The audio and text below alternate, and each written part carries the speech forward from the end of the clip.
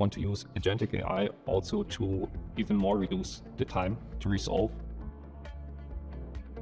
Before we started with Elastic, we had some challenges in siloed monitoring, where we don't have the visibility to all our system with Elastic and cross-cluster functionality, cross-search functionality. We then were able to build an architecture on our side which supports our environment. One of our main goals, what we wanted to achieve, is we want to reduce dramatically our main time to recovery. Our vision was that we have a proactive environment where we don't have incidents anymore. As we have fragmented tools and siloed monitoring, what we want to achieve was that we understand more the impact in our business by combining and correlate all of this data. And this was just possible with moving them into the cloud and having them the cross-search functionality in place so that we see the end-to-end. Before we started with the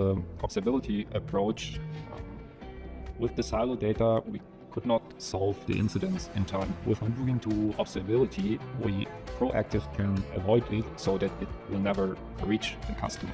One of the key parts which helped us was we standardized a lot of our data, the contribution of Elastic to OpenTelemetry. Also with the help of anomaly detection, we helped the teams to identify the issue before. That's why we decided to use Elastic.